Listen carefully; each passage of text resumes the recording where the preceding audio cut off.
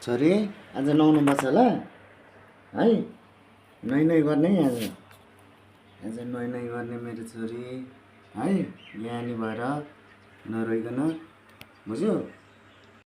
आज चाहिँ गाई छैन, टक्कसँगले मेरो आज ज्ञानी छोरीलाई टक्क नुहाउन गइरहेको छु। छोरी है नुहाउँदाखेरि सधैँ रुन्थी होइन, सधैँ रुन्थी। अब आज चाहिँ म चाहिँ अब एउटा बाउ भएको नाताले होइन छोरीलाई यसो, गर्मी पनि छ होइन, अब अलिअलि यसो हावा पनि चलेको छ होइन, तर हपहप्पी भइरहेछ है बाटामा चाहिँ होइन। आज मेरो छोरीलाई टक्क अलिक मामुलाई, उसको मामुलाई अलिक सन्चो छैन होइन। आज चाहिँ मैले चाहिँ एक्लै नुहाइदिन गइरहेको छु। छोरी रुनु हुँदैन नि छोरी, ज्ञानी आम्मामा कहाँ रुने हो त छोरी, आम्मामा भगवान नि त।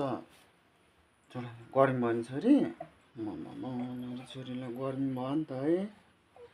के गर्ने छोरी, गर्मी छ, पङ्खाले नि काम गर्दैन।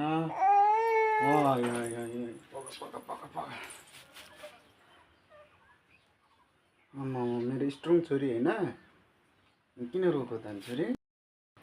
तिमी छोरी नुहाउन पनि रुन्छौ, नुहाउन पनि रुन्छौ तिमीलाई म यस्तो गरेर यस्तो यता हुन्छ त। आम्मामा मेरो छोरी ल ननुहाउनु है ल। मेरो छोरी त मसँग नमान्ने, नुहाउन नमान्ने ल। मामुलाई सन्चो छैन ल,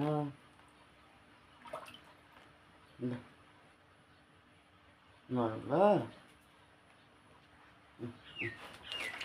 नुहाउनु नि त मेरो छोरी ल।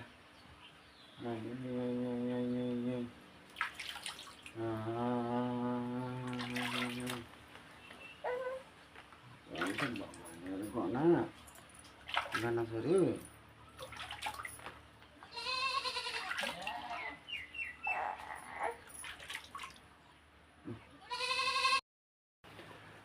फाइनल्ली गाइज है, आज चाहिँ मेरो छोरी चाहिँ होइन बाबासँग नुहाउन मानिन होइन। अब छोरी रुँदाखेरि पनि अब आफूलाई कस्तो कस्तो अलिकति होइन नराम्रो महसुस हुन्छ होइन। मेरो ज्ञानी छोरी होइन, अब छोरीको अब आँखाबाट आँसु त देख्न सकिँदैन होइन।